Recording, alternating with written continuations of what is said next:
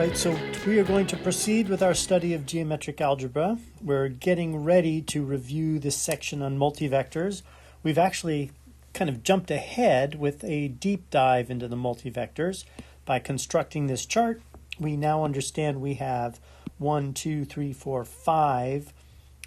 subspaces that all are part of the Clifford algebra, the C13, and our key subspace, M13. This is our Minkowski subspace. This is also, I should mention here that this is endowed with this metric, the Minkowski metric, which is so critical to the whole structure of things. Now, we could have inserted any metric here, right? And then we wouldn't be dealing with the Clifford algebra. We'd be dealing with a different algebra. But the Clifford algebra does have this Minkowski metric, and that's all that it takes to bury space-time special relativity into this mess. Or into, I shouldn't even call it a mess, that's very disrespectful, into this superstructure, this algebraic structure that we're creating here.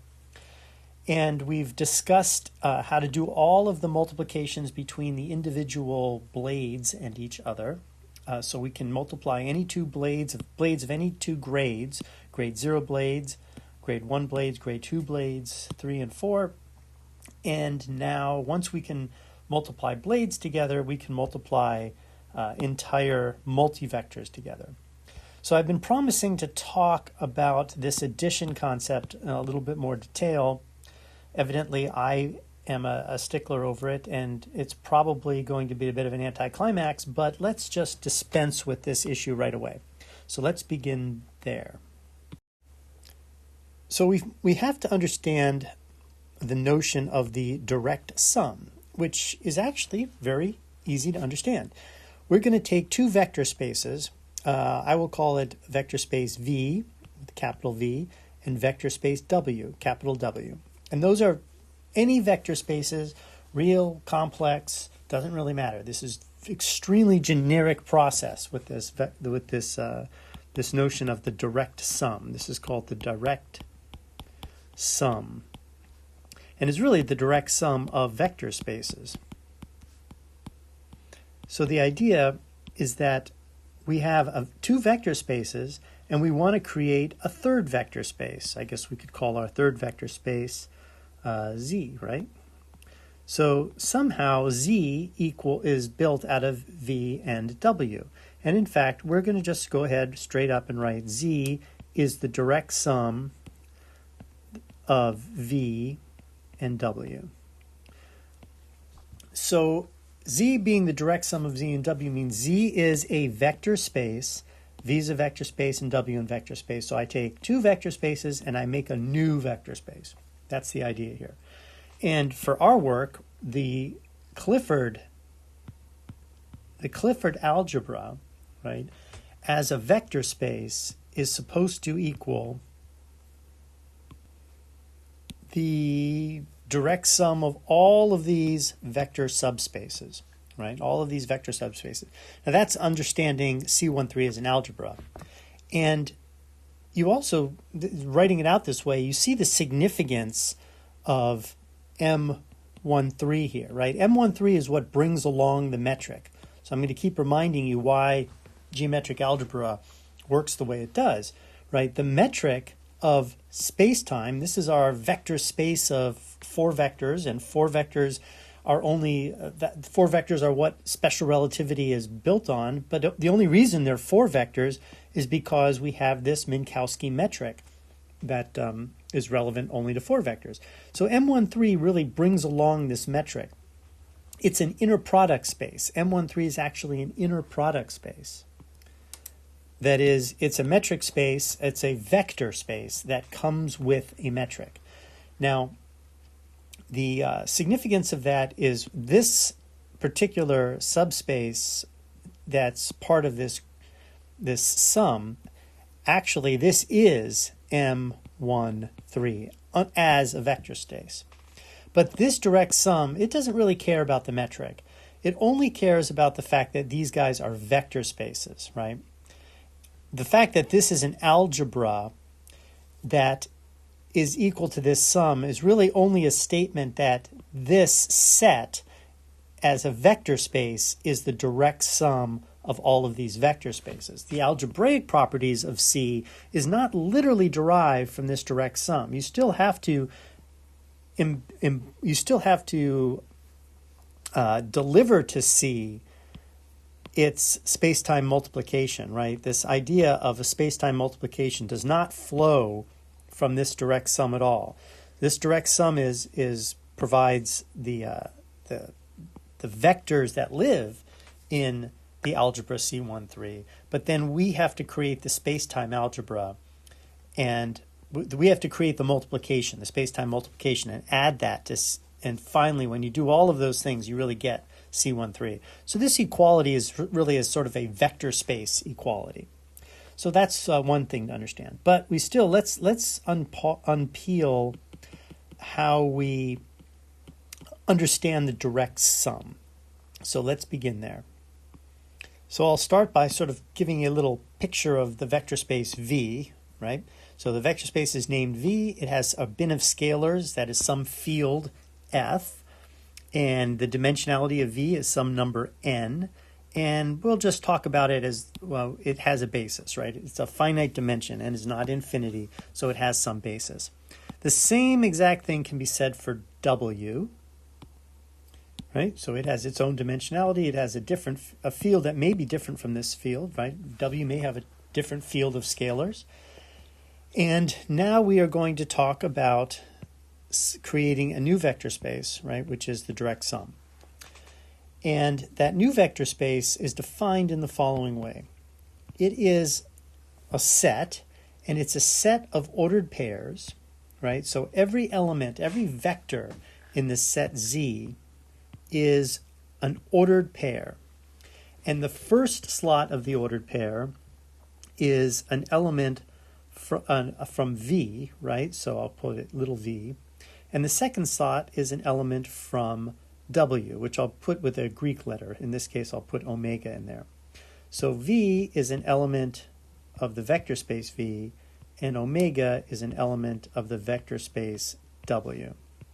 And every ordered pair that's possible, meaning every vector from W and every vector from V, you create all the possible ordered pairs, and you get the vectors that live in the vector space Z.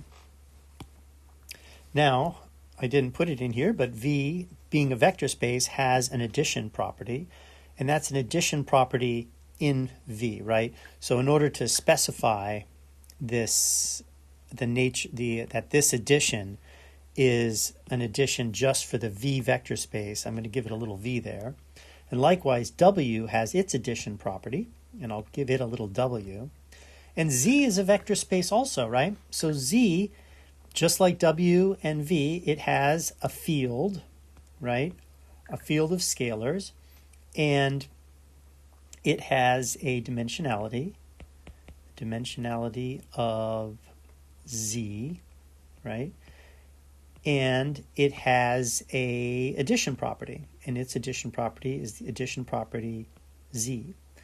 So we know right away that that addition property for Z means you take a vector in Z, such as V comma omega, and you add to it, using the Z addition property, another vector in Z, which I would call, say, well, I'll pick another vector. I don't want to use W. Let's say S comma alpha, right? And we should get another ordered pair, which is a vector in Z also.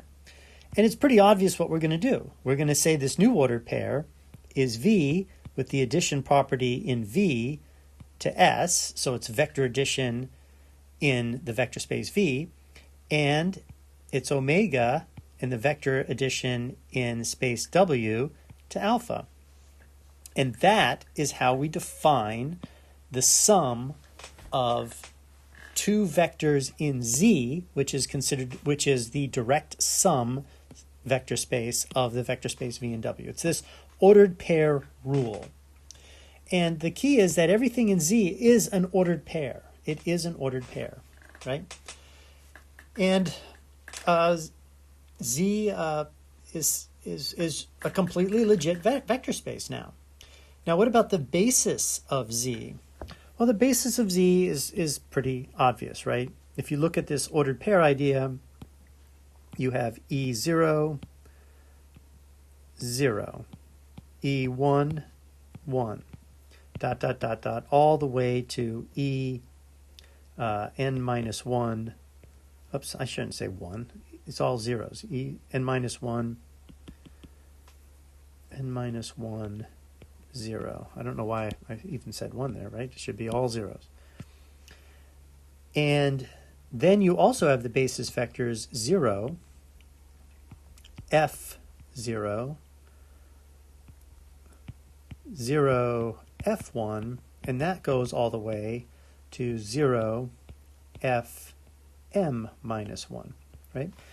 And these are the basis vectors for the vector space Z. Obviously, any vector in Z that's expressible as V omega can be expressed as V I EI, comma, omega J, oops, not EJ, FJ, right? And we can immediately split that up to VI EI 0 plus in Z 0 omega J FJ, right? And it's not too hard to see that this is just going to be the n basis vectors of the vector space V, and this is going to be the m basis vectors of the vector space W. And the number of the base, so the dimensionality of Z is going to be n plus m, right? So, and the basis vectors themselves are just exactly as I described, right? So this is actually all pretty easy stuff.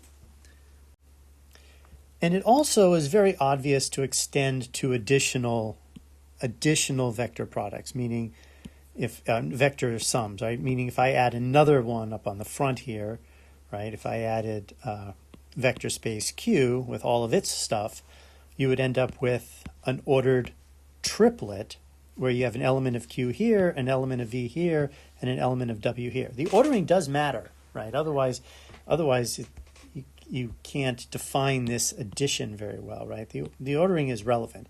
Now, it doesn't really matter what order you do it in. Any ordering will be isometric to any other ordering, isometric as a vector space.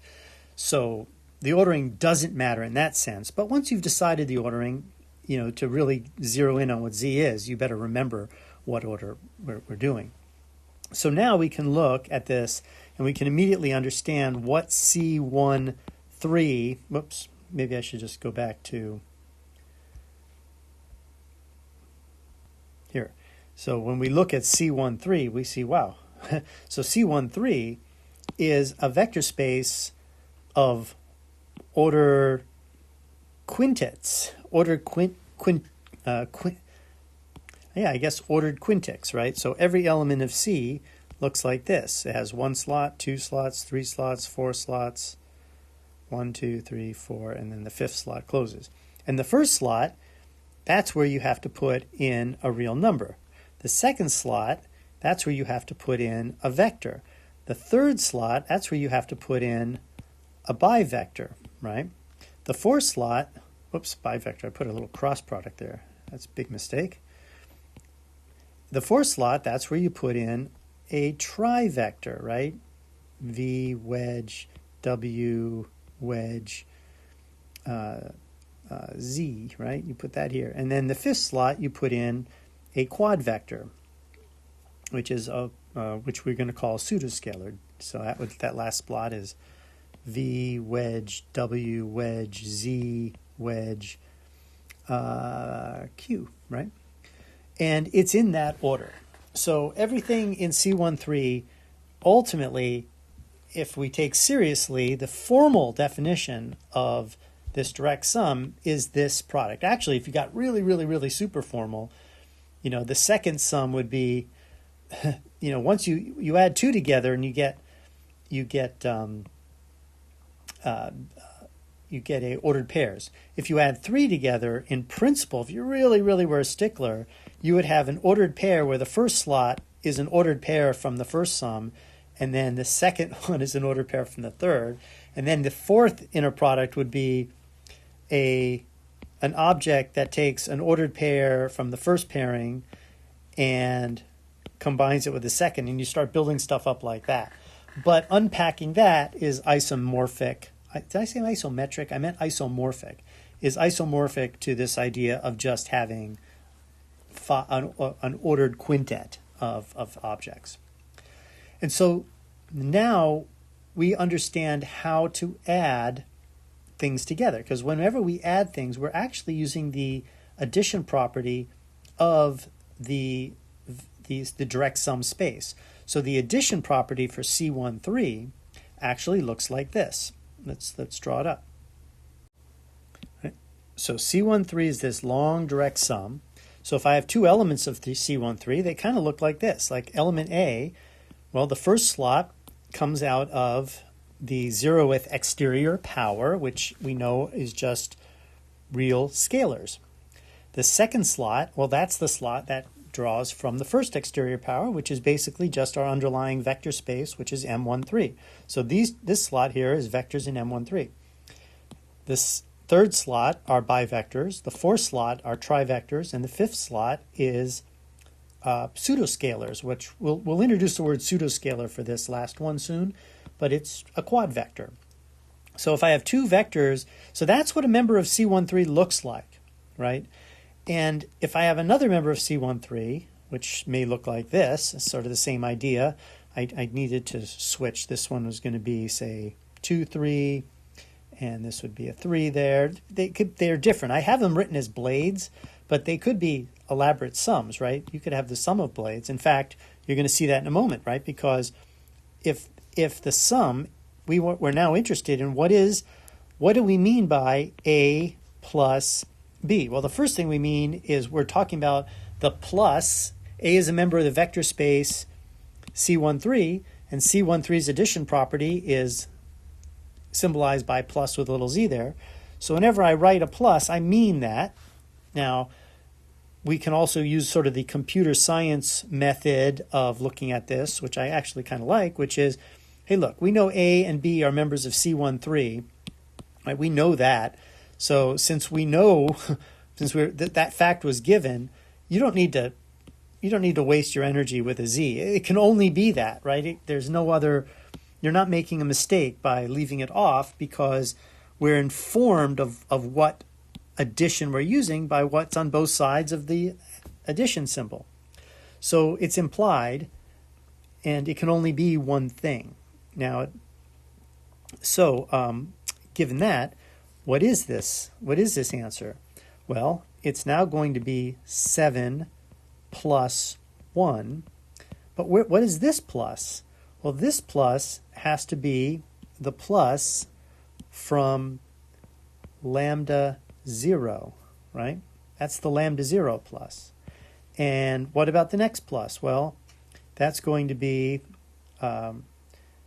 2 gamma 2 plus 3 gamma 2, where this plus comes from the lambda 1 subspace, lambda 1. And then the next one is 3 gamma 1 wedge gamma 3. It's a bivector minus gamma 2 wedge gamma 3. Well, what about this minus sign? Well, the minus sign comes from, it's a bivector minus sign, right? A bivector minus sign, and if you're unhappy, you just make it a plus sign and you keep the minus sign right there. That's fine. And then the next two are pretty obvious.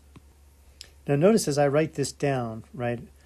Gamma 1, wedge, gamma 2, wedge, gamma 3, plus, and then I'm making it excruciatingly painful, the addition from the quad vector space. Then I have to write 2, gamma 0, wedge, gamma 1, wedge, gamma 2, wedge, gamma 3. Okay, take note of how painful it was to write that down, because one thing we're going to do pretty quickly is create notation to simplify all of that. But you can see we have this slot here, we have this slot here, we have this slot here, and that's scalars, vectors, bivectors. This is the trivector slot. This is the quad vector slot. And each addition comes from the underlying vector space. So we could write that like this every time, but this is what it means to add a vector to a bivector, right? Literally, the addition of a vector to a bivector is going to be 0, comma, a mu gamma mu 0, comma 0, comma 0. That's 5 slots, right? Plus z 0, comma 0, comma f mu nu gamma mu wedge gamma nu comma 0, comma 0, right? That is the technical way of adding a vector to a bivector. By the way, when I write down this notation for a bivector, I need to be a little careful. This is antisymmetric, and there's usually a 1/2 that is a part of it, because you double count, right? The number of independent vectors is half of what you would get if you did all this. And of course the mu equals nu bivector is 0. So you end up double counting. So there's usually a 1/2 here. I didn't use that in the last lesson, but I don't think it mattered in the last lesson. I think it would have all flowed okay without it. But anyway, say you're adding those two together. Well, the result is the obvious thing. It's 0, comma, a mu gamma mu, comma, f, I'll go with alpha beta here, gamma alpha wedge, gamma beta 0, 0, 0. Just to be clear, let me change this so it's alpha and beta, because just so we're not reusing mu, right? Alpha beta, right? And I guess I'm now introducing this 1/2. So this ordered quintet is now, that is what it means to add a vector to a bivector. You literally create this ordered quintet, right? That's the mathematical machinery behind all of this. Okay, so obviously this applies to trivectors and quad vectors, the pseudoscalar, bivector, trivector. I think I have 6 of them here, right? Did I have one too many? Yeah, I have one too many. And that's the machinery that's under the hood. So when we are writing, so now you can understand that if we write a vector, say v plus a bivector, which might be u wedge w, what we're really doing is we are creating this entire operation here. We're taking the v, we're stuffing it in the second slot of an ordered quintet, because that's the only way to make it a member of the Clifford algebra. We're taking the u wedge w, we're stuffing it in the third slot of the ordered quintet of C13, and then we're adding it together and we're producing a ordered quintet that has them both in there. That's the literal machinery behind all of this. However, once we sort of appreciate that, we can take radical shortcuts and we can just say, you know what, this, yeah, that means that, right? That means that. You know what else means that? U wedge w plus v. That means that. And this plus sign, that's always means plus z, or plus, not Z, plus, that always means plus C1, 3. It's always the Clifford algebra addition, right? So what we do is we introduce this addition symbol, realizing I'm not going to write down these parentheses and all these zeros all the time. You know, a vector is just this thing. Do I really need to include all of those zeros? Probably not, because I don't lose anything by just creating this plus sign, right? And so whenever we see a plus between different graded objects, if you really want to go back to the fundamentals, this is what the fundamentals mean, right? That plus is literally this sort of ordered quintet. Okay, let's see. What else do I want to say about this? Let's see. I guess the only other point is there's a strong desire to interpret this, right? And we've interpreted this as a little slice of area, oriented area with a circulation. And we've interpreted this as an oriented volume, a 3-dimensional volume. And we've interpreted this as a 4-dimensional volume element. And that's fine, but interpreting them as a sum, I think I'll keep an eye out, but I think we're just going to have to live with the idea that, no, all we mean is that we're carrying these things along together. Now, it's easier to interpret the space-time product portions, right? Like the space-time product portion of V. So we have a space-time product of V with some blade F, right? This is always going to be some sort of projection of V onto F with a rotation of some kind, right?